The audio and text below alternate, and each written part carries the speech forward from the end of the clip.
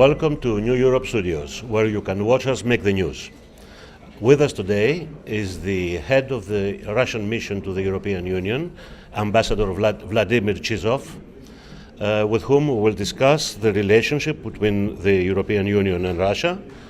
And of course, we will focus at the latest developments that have to influence in some way this relationship. I am speaking about the events in Ukraine. Ambassador Chizhov, welcome to New Europe Studios. Thank you. In a recent article written for New Europe, the Foreign Minister of Russia, Mr. Sergei Lavrov, said that this is the time for decision in the relationship between the European Union and Russia. He also referred to the Russian vision of a Eurasian space, a space that will start from the Atlantic all the way to the Pacific, all the way to Vladivostok.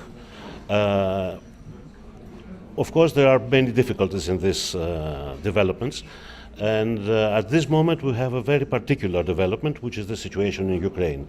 How does this influence the relationship at this moment?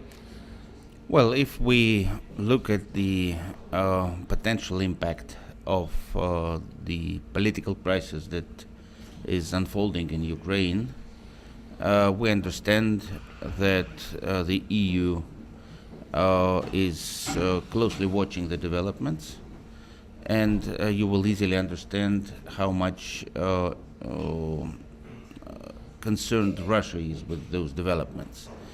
The Russian people and the Ukrainian people are brotherly nations, I would say, and there are millions upon millions of family ties, historic ties, cultural, linguistic, I would stress, and of course economic and other ties. We all know that the European Union at one point developed this Eastern Partnership initiative, which included Ukraine. From the outset, it did not include Russia, and we never sort of sought a place among those focus countries of the Eastern Partnership, though we viewed the whole initiative with an open mind, and we were prepared to look at possible specific projects that might be of interest, of equal interest to the EU focus country and Russia. Unfortunately, the EU never came up with a single such project in all those years. On the other hand, it promoted the idea of association agreements with some of those focus countries, not all, because, for example, Azerbaijan was not interested from the beginning, and Belarus was never offered one. Ukraine was offered one, and they actually negotiated for several years and initialed such an agreement, and it came up to a possible signature at the Vilnius summit of the Eastern Partnership at the end of last November. Shortly before that, President Yanukovych had other thoughts, had second thoughts, I would say, because evidently he understood the possible implications of the entry into force of this agreement on the dire economic situation as it is in Ukraine. In Ukraine, yes. Which since then has only worsened. So that was his choice. Those who immediately started blaming Russia and still continue to blame Russia are totally unfair and incorrect, because Russia did not interfere in this situation. The only thing we did was to outline to our Ukrainian colleagues the implications that association with the European Union will have for Ukraine, you mean? Will have yes. for the Ukrainian economy and its relations with other countries, including Russia. And of course, Russia, if I remember correctly, offered a financial deal, an association to Ukraine, which was accepted by President Yanukovych. And then we had a strong reaction to the decisions of President Yanukovych. I have heard Russian sources blame the European Union up to a point for fueling, let's say, this situation. Is this correct? It is correct, unfortunately. Well, there were some initial reactions, which are easily explained because the Ukrainian society was the object of certain preparatory indoctrination. Even school books were changed to promote association with the European Union. And of course, those people who came out to protest against that particular decision by President Yanukovych, they were eager to see Ukraine closer to the European Union. Most of them had no idea what the association agreement is all about. I would say very few people read it. They mostly thought that immediately after signature, they will have a visa-free regime, which was never intended, that the EU will open up its limitless coffers and pour huge amounts of money into Ukraine, which was never the intention. But gradually, those protests evolved into something different. If you compare the pictures from the Maidan Square, the Independence Square in Kiev, in the first days and weeks, and what happened towards the end of the year, they look completely different. Because the popular protest was sidelined and then almost eliminated by thuggish-looking armed people, well-equipped, with steel helmets, with flak jackets, with bats, and ultimately with firearms.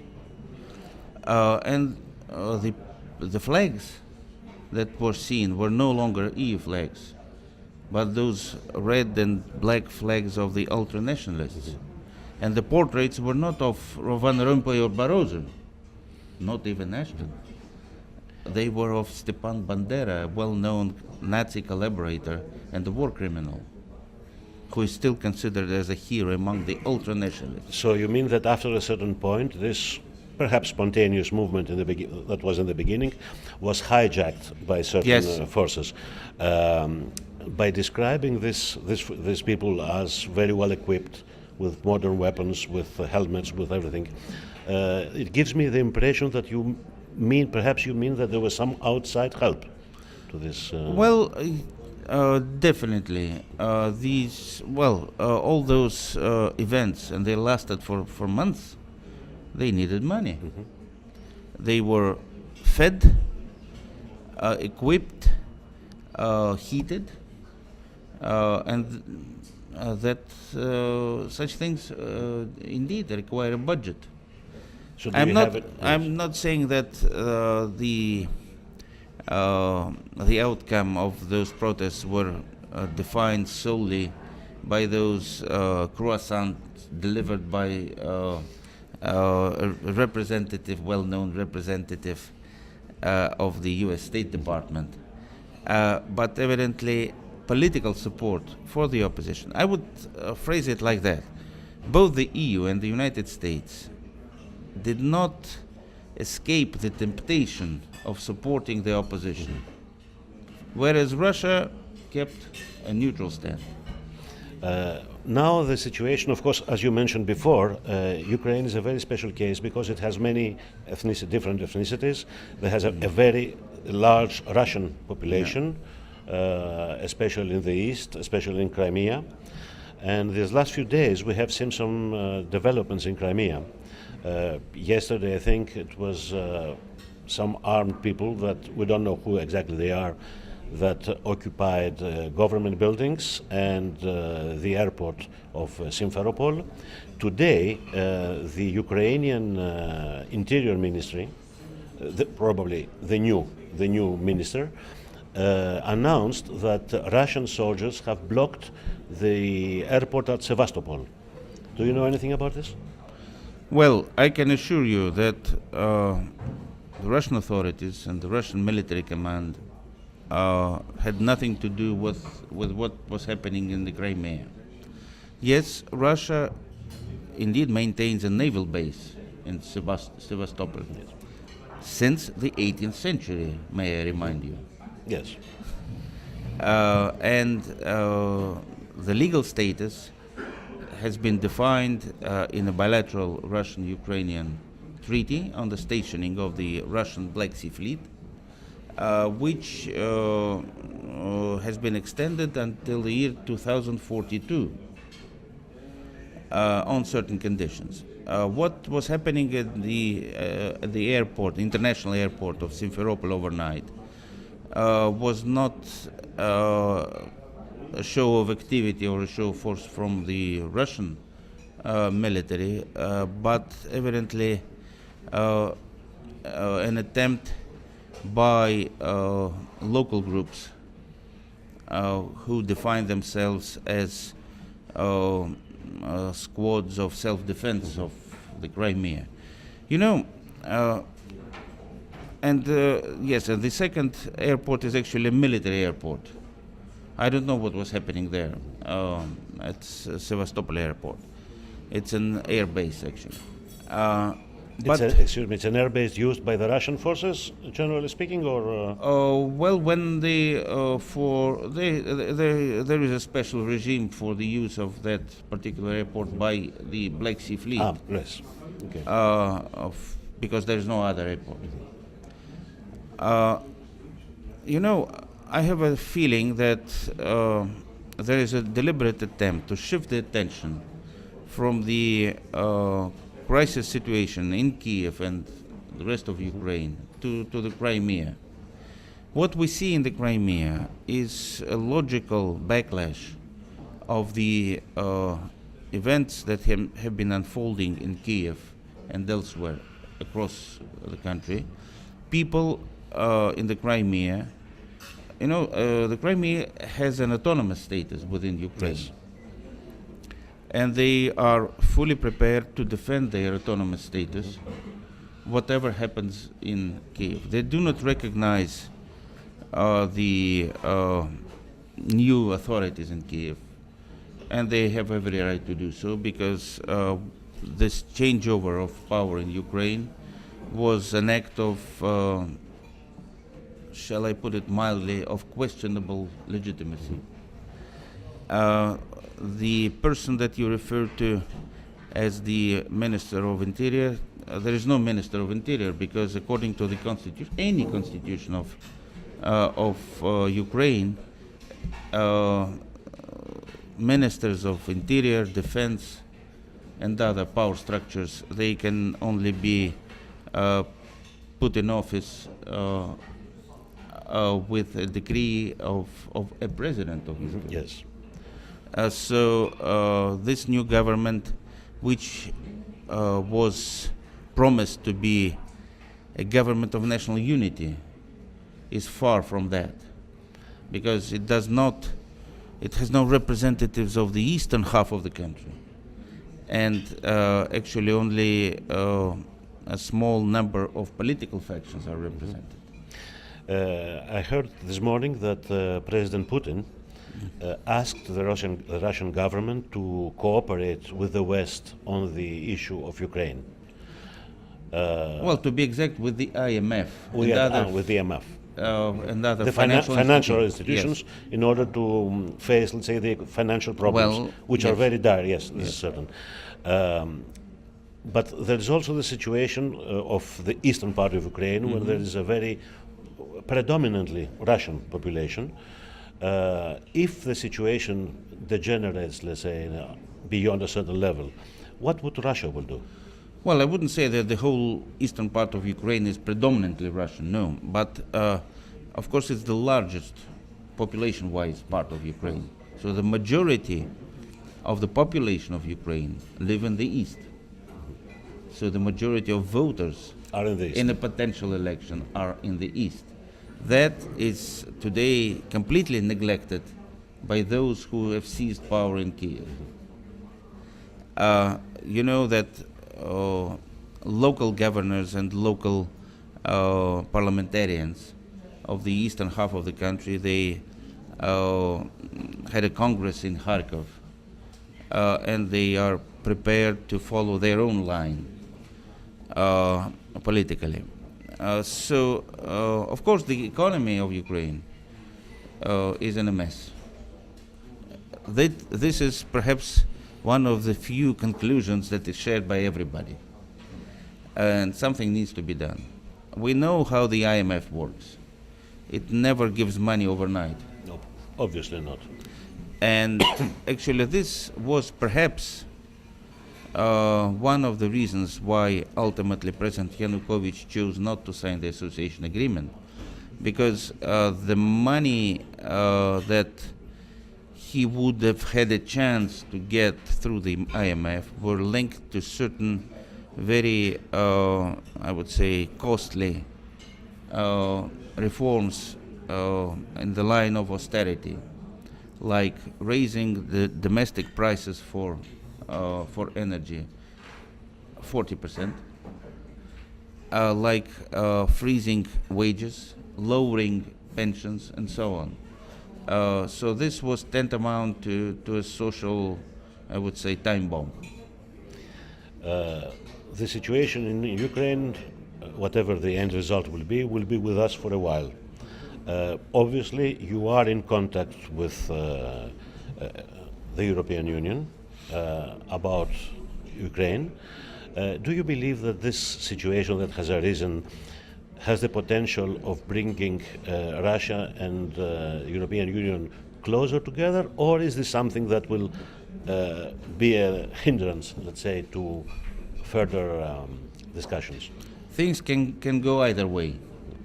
We are, of course, in direct contact, and I would not reveal any secret if I say that Ukraine was very high on the list of issues discussed at the last Russia-EU summit at the end of January here in Brussels. Since then, Minister Lavrov spoke to Baroness Ashton and will be meeting her next week. And of course, I am in I would say, in an online fashion, contact with EU representatives here. From what we've been hearing, the European Union expresses its concern, well, I would say very valid concern, over the situation, and is looking for ways to facilitate a political solution of the current crisis. It's too early to say. We'll see. On the other hand, we've seen some statements coming from individual EU member states, and, for example, members of the European Parliament. Some calling for sanctions, even sanctions against Russia. Actually, the decision taken by the Foreign Affairs Council of the EU on the 10th of February regarding possible sanctions is now, I think, hanging in the air. Yes, obviously, because the situation has progressed beyond this that point. The situation, unfortunately, has progressed even as far as the agreement between Yanukovych and those who claim to be leaders of the opposition at the time, witnessed by 3 EU foreign ministers, that was signed on the 21st of February, has now sort of been forgotten. Yes, but let's take note of what you just said. You are discussing with the European Union as it is represented here in Brussels. On the other hand, what happened in Ukraine, it was not the European Union that reached an agreement. It was 3 member states, that was Poland, Germany and France.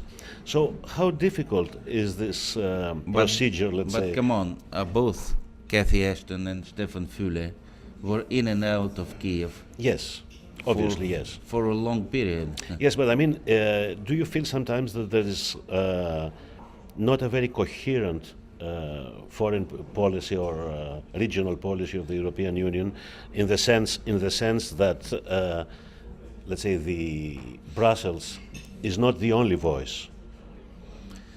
Well, Brussels is the voice of the 28.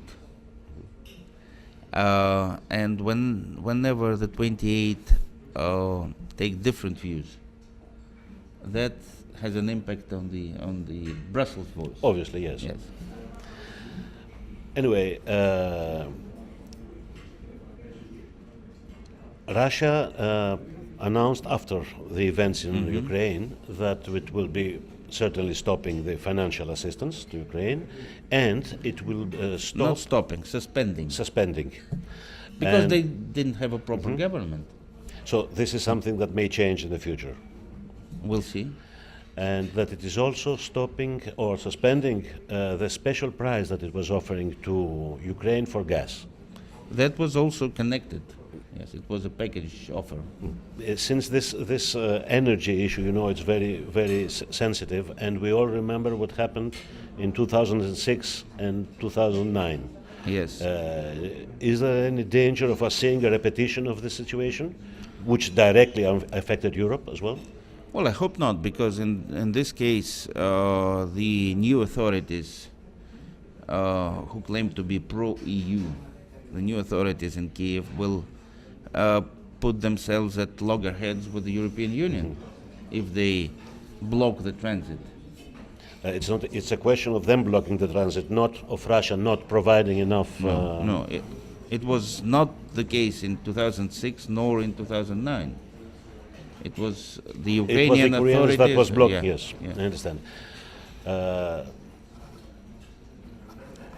Let me pass to another subject, but perhaps is in a way related. You know very well that in certain regions of the European Union, like Scotland, like Catalonia, and other places, there is a movement towards independence. Recently, the President of the Commission, Mr. Barroso, referred to these movements, and he says that it would be, for example, he referred to Scotland, saying that it will be very difficult for Scotland to become a member of the European Union after succeeding, if it decides to leave the United Kingdom. Around that time, a British journalist from BBC was interviewing President Putin before the Sochi Olympic Games, and he asked them if Russia would ever think of offering Scotland or other cases like that membership to Russia's union. Is this possible? Well, you'll have to ask the Scots first of all. Well, the Scots have to be asked for Yes. I would say that should an independent Scotland apply for membership in the Eurasian Economic Union, that request will be duly processed. And by the way, you may not be aware that Russia and Scotland have a very long tradition of a relationship which is, I would say, not necessarily part of the overall Russian-British relations. If you look at the Scottish flag, the St. Andrew Cross, and if yes. you look at the flag of the Russian Navy, Ah, yes, you're yes, absolutely right. it's the same St. I've never Andrew's thought to flag. make the connection. Yes. But yes. Which of course is Greek, and it because you know St. Andreas was crucified in Yes. this X cross in Patras in Greece. That would, frankly, this is a development I would very much like to see. I mean, having a country, a region that up to a certain point was member of the European Union, not being accepted in the European Union, not accepted easily in the European Union, but accepted in the Eurasian Union. Well, this would be something really. I don't to see. want this to become an apple of discord between Russia and the European Union. No. Earlier, speaking about Ukraine and the question of natural gas, we touched the question of energy. Between Russia and the European Union, of course, energy is a very important factor. Recently, the European Commission called on European member states to renegotiate their deals with Russia on South Stream. on the South Stream agreement, saying that these accords that existed breached EU law on pipeline management, third-party access, and pricing. So there has been some discussion about forming EU-Russia task force to discuss this subject. So is Russia and Gazprom, of course, ready to renegotiate and to allow third-party access to South Stream? Those intergovernmental deals, intergovernmental agreements, were signed well before the so-called third energy package of the EU entered into force. So there is a basic rule of international law that any new law or any new agreement should not have a retrospective force, which is a position that we fully support. As far as I know, none of the 6 EU member states that are parties to this South Stream project, there are other countries too, like Serbia, for example, Yes. which is not a member Not of member. the EU. But those 6 countries, none of them has initiated the procedure of renegotiating those intergovernmental agreements.